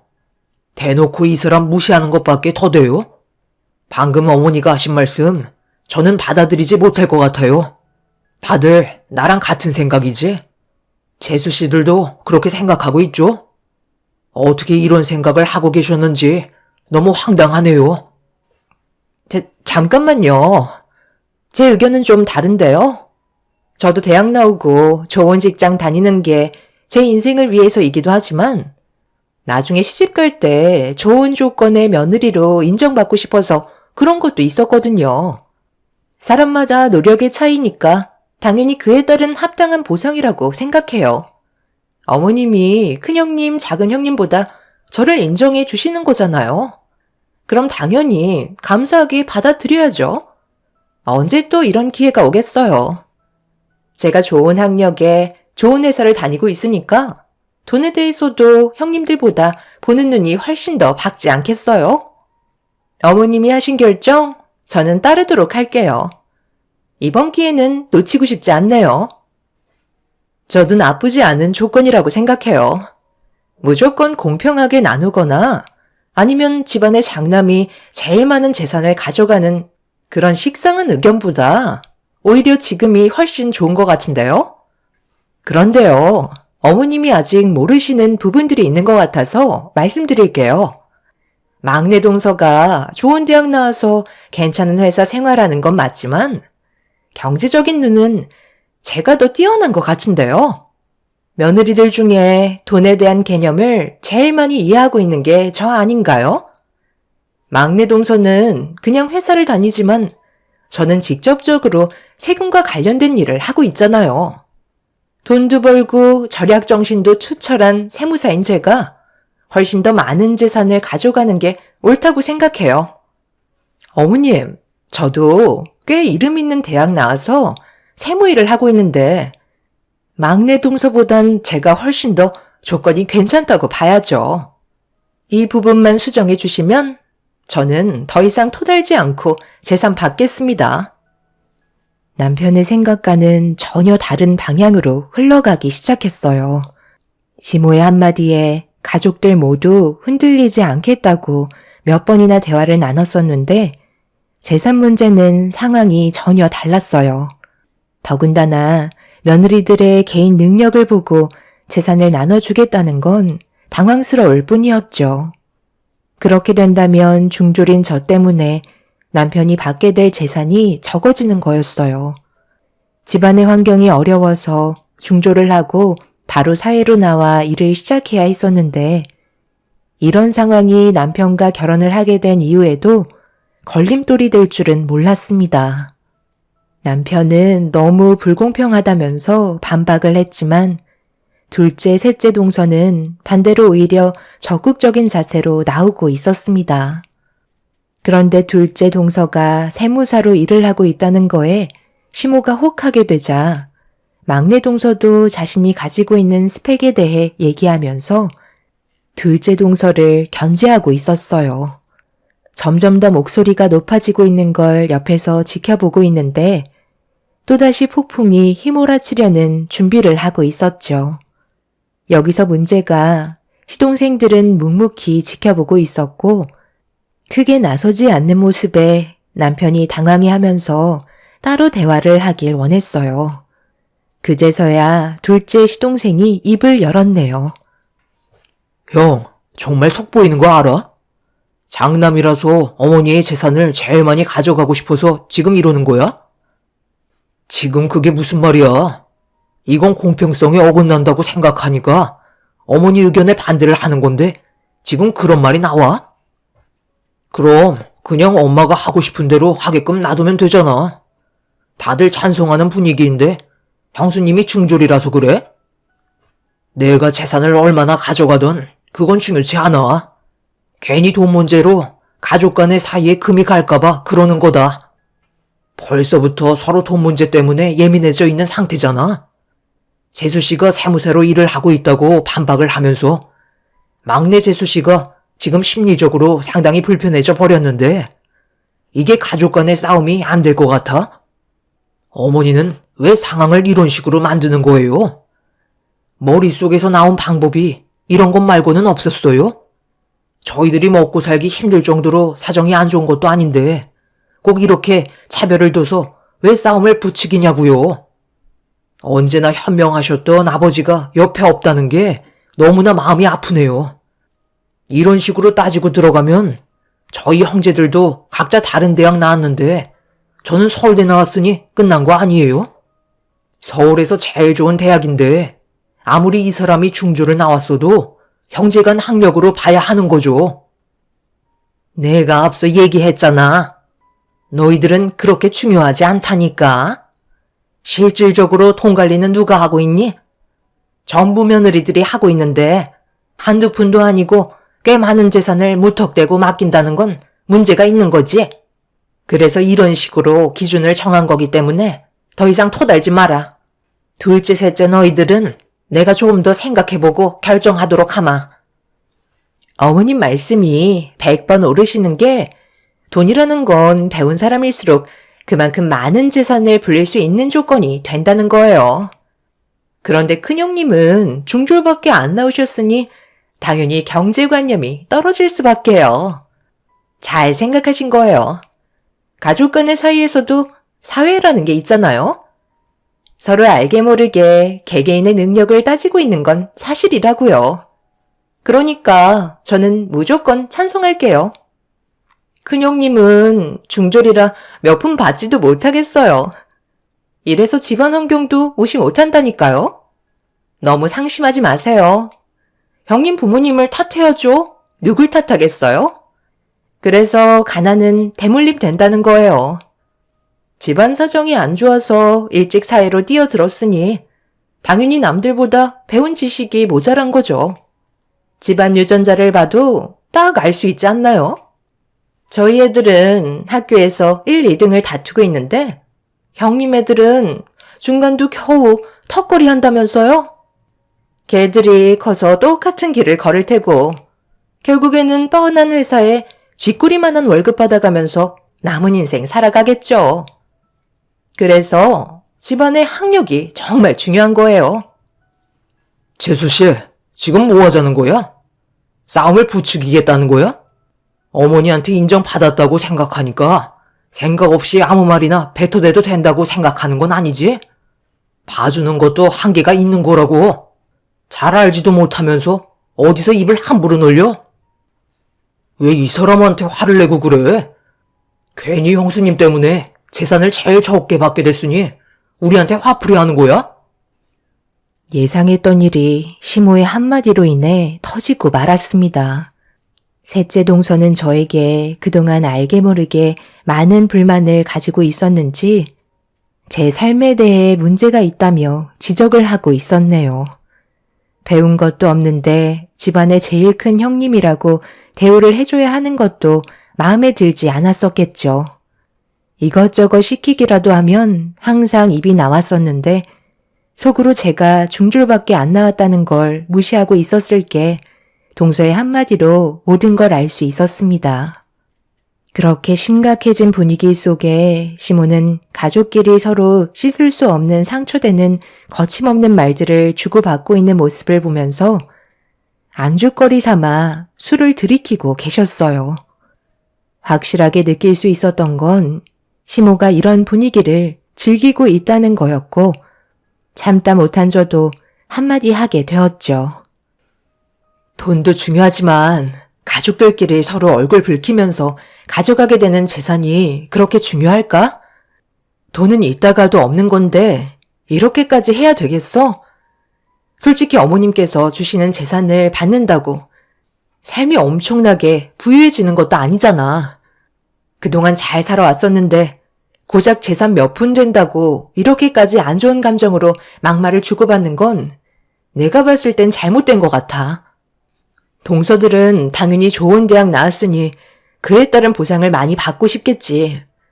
하지만 돈을 받고 나서 서로 얼굴 안 보고 인연 끊을 거야? 그렇게 살면 행복하겠어? 지금 하는 행동들은 무조건 후회하게 되어 있다고. 어머님 봐봐. 더 이상 아무 말씀도 하지 않고 지금 우리가 싸우고 있는 모습을 즐기고 계시잖아. 이런 모습을 안주거리 삼고 계신 거 안 보여? 재산을 지금 당장 주시겠다는 것도 아니고 나중에 마음이 바뀌셔서 세상 떠나시기 전까지 가지고 계시면 지금 우리의 싸움이 의미가 있을까? 다들 제발 생각 좀 하고 행동했으면 좋겠어. 어머님이 얼마나 많은 재산을 가지고 계신지 아직 다들 파악도 못했잖아. 모든 게 눈앞에 펼쳐지지 않는 이상 섣부른 모습을 보인다는 건 나중에 분명 후회가 뒤따를 거야. 내가 비록 중졸밖에 안 되지만 사회생활을 정말 오랜 기간 경험해 온 걸 바탕으로 얘기하자면 돈 때문에 사람 망하는 거 정말 많이 봐왔어. 가족이 정말 중요하다는 걸 깨닫게 된다 해도 그때는 이미 늦은 거라고. 그런 상황들이 오기 전에 한 번 더 생각하고 움직여야 되지 않을까? 우리가 그동안 얼굴 봐온 시간이 얼마인데 모든 관계를 끊어내고 싶은 거야? 중졸인 주제에 교수 나셨네. 네가 그렇게 백날 떠들어봤자 어차피 애들은 중졸인 너의 말을 귀에 담아두지도 않는다. 내가 돈을 안 주겠다고? 재산이 얼마인지 말을 안 해서 불안하다고? 지금 확실하게 이 자리에서 말아마. 내가 가지고 있는 재산의 금액은 총 10억이고 분배 결정이 되는 순간 바로 지급할 거다. 둘째, 셋째 중에 모든 걸 따져봤을 때 제일 조건이 좋은 며느리와 내 아들이 7억을 가져갈 테고 그 다음이 3억을 가져가게 될 거다. 큰 며느리 너는 그 입이 문제야. 가만히라도 있으면 떨어진 거라도 주워 먹을 수나 있지. 어쩜 말하는 게 남아있던 전까지 떨어지게 만드니? 술맛도 다 떨어졌다. 돈 주면 감사하게 받을 것들이 어디서 착한 척이야. 더 이상 할 얘기 없으니까 다들 각자 집으로 돌아가도록 해라. 쓸데없이 입을 놀리셔서 왜 어머님 심기를 건드세요? 돈이면 뭐든 다 되는 세상에 가족이 무슨 소용이 있어요? 어머님, 그런데 재산 분배 차이가 너무 심한 거 아니에요? 반반도 아니고 7억에 3억은 너무 차이가 많이 나요. 제가 7억을 못 받을 수도 있는 거잖아요. 4억으로 올려주시면 안 될까요? 제가 7억을 받게 된다면 상관없지만 조정해주는 것도 나쁘지 않을 것 같아서요. 그렇게 해 주실 수 있는 거죠? 큰형님 쪽은 재산 분배가 없다고 하셔서 제 속이 다 후련하네요. 동서내외들은 벌써 시모가 조만간 넘겨주겠다는 말에 이미 아무것도 보이지 않는 상태였어요. 이런 심각한 와중에 남편은 아무 말도 하지 않고 시모를 지켜보고 있었습니다. 그리고 자리에서 일어나 저보고 집으로 돌아가자며 제 팔을 붙잡고 자리에서 일으켜 세웠어요. 그렇게 저희는 먼저 집에 들어와 진정되지 않은 기분을 가라앉히기 위해 노력하고 있는데 찬물을 들이킨 남편이 무언가 심각한 고민에 빠져 있는 듯 보였습니다. 그 속을 알 수는 없었지만 들춰보고 싶지도 않았습니다. 혼자만의 생각이 필요해 보였거든요. 그렇게 며칠의 시간이 흐르는 동안 집안 분위기는 조용했고 아무 일도 일어나지 않고 있었어요. 그렇게 한 달의 기간이 지났을 때 시모는 남편에게 연락을 취했고 또다시 한자리에 모이게 됐는데 한 달 전과 비교했을 때 분위기는 더욱더 무거워진 상태였죠. 이미 서로 각자의 마음의 문이 닫혀 있는 게 보였습니다.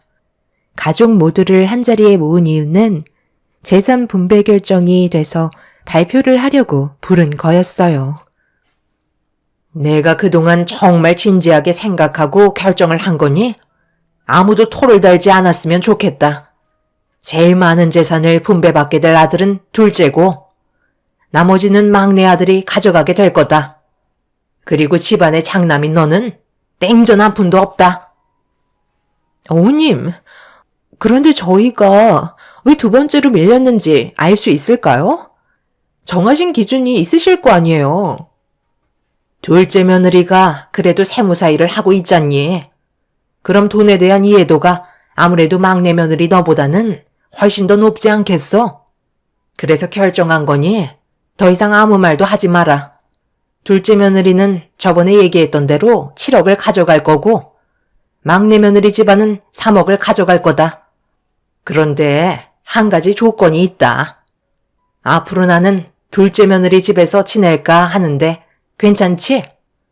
7억을 주는데 이 정도는 해줄 수 있잖아. 자식이 셋이나 있는데 나 혼자 집구석에 처박혀 사는 게 얼마나 외롭고 힘든지 아니? 이런 건 내가 말을 안 해도 먼저 같이 살자고 물어봐야 하는 건데. 어쩜 자식들이 하나같이 자기 밥그릇만 챙기게 바쁜 거야? 내 아들은 불만이 없을 것 같고. 둘째 며느리 너는 어떻게 생각하니? 7억 받아야지. 어머님, 그건 저번에도 아무런 말씀이 없으셨던 거잖아요. 갑자기 결정을 하라고 하면 제가 많이 당황스럽죠. 그래서 지금 당신 7억을 포기하겠다는 거야? 무조건 허락을 해야 되는 거라고. 이런 기회 흔치 않다는 거 몰라? 형님이 아무래도 어머님이랑 함께 살고 싶지 않으신가 봐요. 돈보다 함께 지내는 게 더 큰 비중을 차지하는 것 같은데요. 어머님, 그러지 말고 그 7억 저한테 주세요. 제가 모실게요. 안방 내어드릴 테니까 저희 집 오시라니까요. 동서, 지금 그게 무슨 말이야? 내가 언제 싫다고 했어?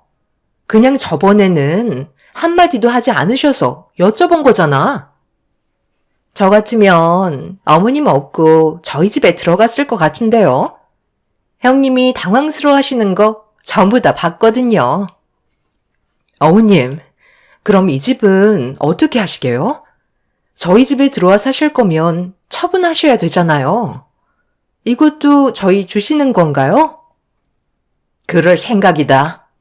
이 집 처분하고 나온 금액도 너희한테 줄 테니까 걱정하지 말고 그렇게 해줄 수 있는 거지? 둘째 동서는 받아들이기 싫어하는 눈치였지만 눈앞에 보이는 돈 때문에 고개를 끄덕였어요. 그렇게 거래가 성사되었고 시모는 먼저 둘째 동서네외 집에 들어가 살겠다며 집이 처분되는 즉시 재산까지 포함해서 주겠다는 말에 시모는 둘째 동서의 집에 들어가 살게 되셨습니다. 그런데 시간이 지날수록 분위기는 점점 안 좋아지고 있었어요. 시모의 집이 처분이 되면서 둘째 동서 내외에게 약속했던 재산을 줘야 하는데 시모가 무슨 이유 때문인지 동서한테 돈을 주지 않고 있었습니다. 셋째 동서 내외한테도 재산을 주지 않고 있던 상황이었죠.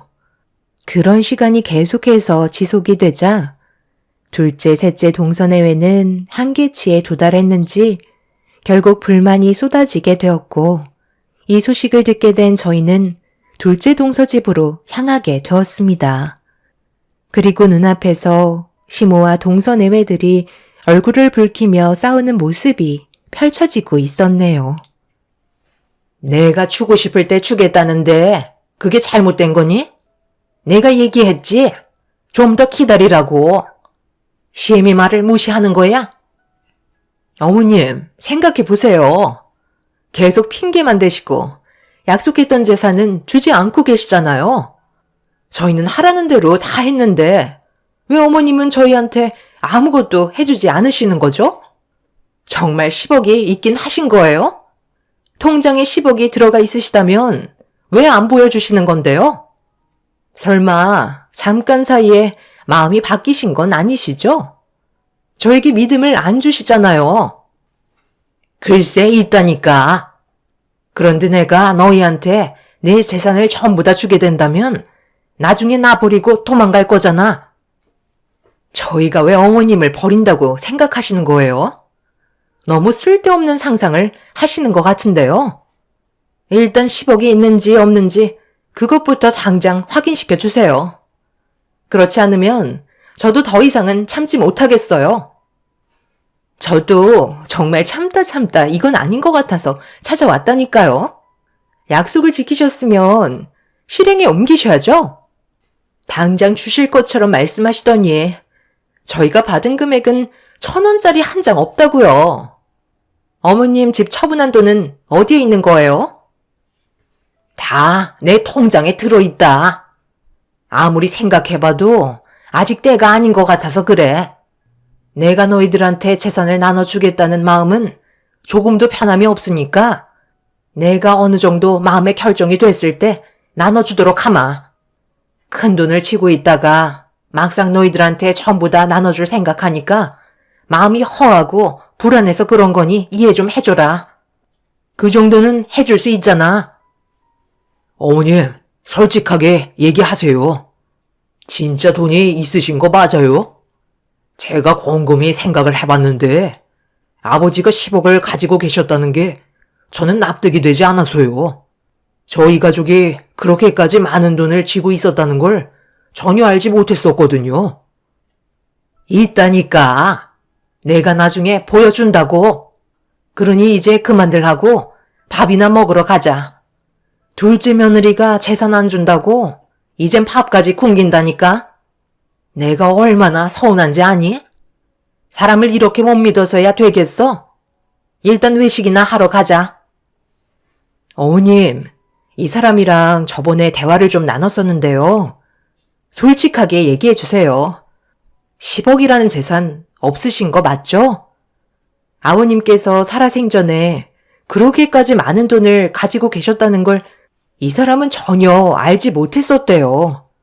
누구보다 이 사람이 아버님이랑 제일 가까운 사이였잖아요. 그리고 저희가 알지 못하는 재산을 가지고 계신다면 보여주실 수 있는 거 아닌가요? 그래야 불만들이 쏟아져 나오지 않죠. 혹시 저희들한테 거짓말 하신 건 아니시죠? 이런 식으로 나오시면 누가 믿겠어요? 내가 있다면 있는 거지. 어디서 지금 의심하는 거야? 다들 내 재산 안 가지고 싶어? 보여주면 되는 거지? 그럼 더 이상 아무 말도 하지 않는 거다. 너희들의 눈빛이 너무 무서워서 내가 별의별 생각이 다 들어가. 그래서 쉽게 내놓지 못했었다.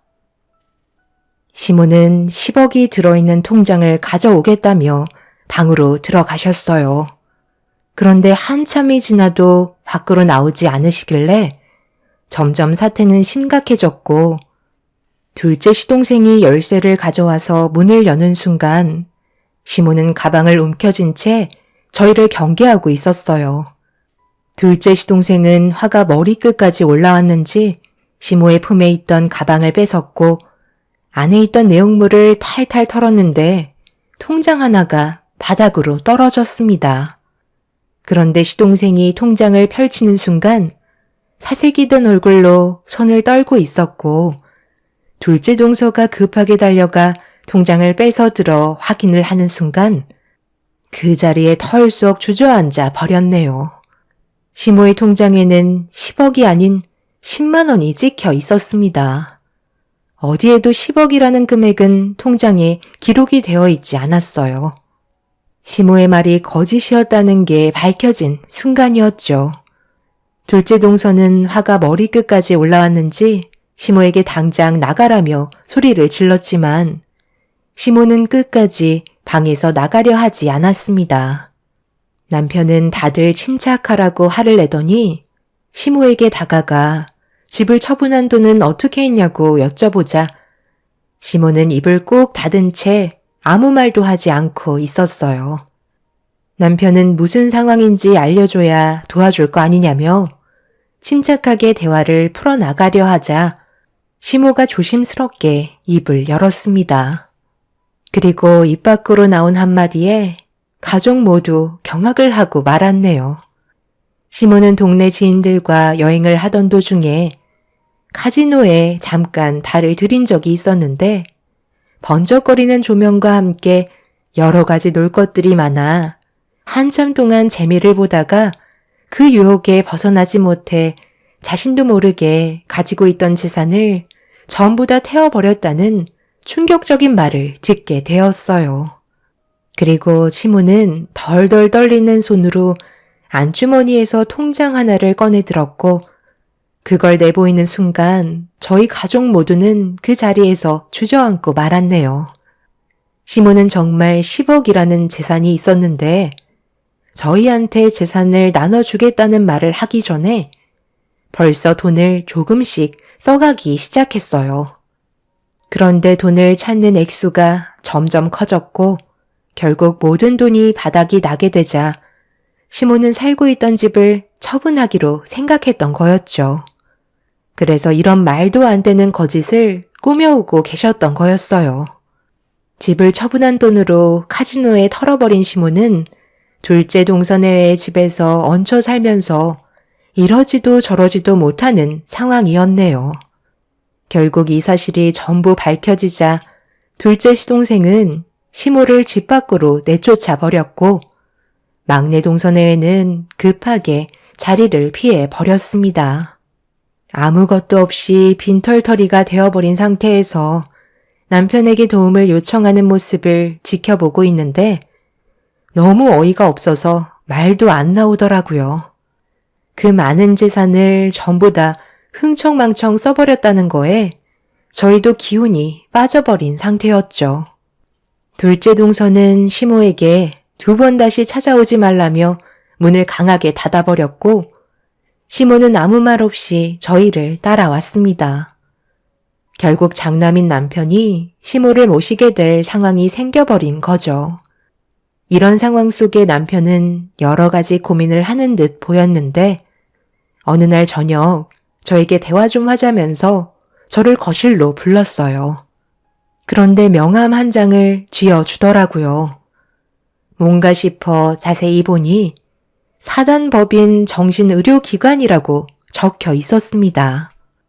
처음 보는 명함을 저에게 왜 줬는지 알 수 없어서 남편을 멀뚱히 쳐다보고 있는데 저에게 그동안의 고민거리를 털어놓았고 너무 놀라 급하게 안방에 보석함을 열었는데 텅텅 비어 있었습니다. 여기에 있던 우리 금품들 다 어디 갔어? 설마 우리가 외출한 사이 어머님이 여기에 있는 것들 전부 다 가져가서 팔으신 거야? 그러기 전에 내가 미리 숨겨놨어. 어제 잠깐 당신이랑 외출하고 나서 집으로 들어왔을 때 어머니가 집 청소를 하고 계셨잖아. 그런데 금품함을 뒤적거린 흔적이 보이더라고. 혹시 몰라 어머니한테 여쭤보니까 계속 발뺌하길래 나중에 돈을 드린다니까 그제서야 주머니에 있던 우리 결혼 반지를 꺼내시더라. 그래서 내가 금품함에 있던 귀중품들 전부 다 숨겨놨어. 아무리 생각해봐도 어머니는 치료를 받으시는 게 좋을 것 같아. 그래서 내가 한 군데 알아본 곳이거든. 그쪽으로 모시는 게 가족 모두에게 피해가 가지 않는 방법이야. 우리도 언제까지 어머니 때문에 스트레스 받아가며 살아갈 수는 없잖아. 너희들 지금 그게 무슨 말이니? 내가 자고 있는 줄 알았어? 너 손에 쥐고 있는 그 명함 이리 좀 가져와 봐라. 어머니, 이렇게 하지 않으면 모두가 힘들어진다고요. 저희가 자주 찾아뵐 테니까 가서 요양 좀 하세요. 이리 내놔보래도? 이건 뭐야? 사단법인 정신의료기관 요양병원? 내가 지금 정신이 나갔다고 생각하는 거야? 나를 여기에 보내고 너희들은 편히 살겠다는 거지? 이래서 자식 새끼 키워봤자 소용없다는 거다. 됐다. 너희들 도움 필요 없으니까 당장 이 집에서 나가도록 하마. 나를 정신 이상자로 취급하고 있어. 용돈도 안 주니까 금품에 손을 댄 것 뿐이라고. 시모는 제정신이 아니었어요. 남편은 더 이상은 안 되겠다고 생각했는지 결국 명함에 있던 단체에 전화를 걸어 도움을 요청했고 시모는 동네가 떠나갈 정도로 난리를 치셨지만 결국 정신요양병원에 입원이 되고 말았네요. 그리고 이 소식을 듣게 된 둘째, 셋째 동서내외는 시모에게 많은 실망을 했는지 조금도 금전적인 도움을 주지 않겠다며 저희에게 모든 책임을 전가한 상태입니다. 그래서 또 한 번 난리가 나고 말았죠. 시모는 자기 통제 제어 불능이라는 병명을 가지고 있어서 시간이 지날수록 더 힘들어질 거라는 말을 듣게 되었습니다. 결국 한평생 그곳에서 삶을 보낼 수밖에 없는 현실을 맞이하게 되었네요. 시모 때문에 집안 전체에 불화가 생겼고 현재 다들 등을 돌린 채 살아가고 있습니다. 다행인 건 남편이 그래도 시동생들을 잘 설득시켜서 금전적인 부담을 줄일 수 있었지만 동서들이 시모에게 돈 나가는 걸 마음에 들어하지 않고 있네요. 이 문제로 인해 분명 또다시 얼굴을 붉히게 되는 상황이 찾아오겠죠. 시모의 잘못된 행동이 모두에게 불행을 주게 됐다는 게 안타까울 뿐이네요. 10억이라는 돈은 정말 큰 돈이잖아요. 앞으로 어떻게 살아야 할지 막막하기만 하네요. 제 사연 들어주신 분들, 오늘 하루도 행복하시고 좋은 날들만 가득하시길 바랍니다. 감사합니다.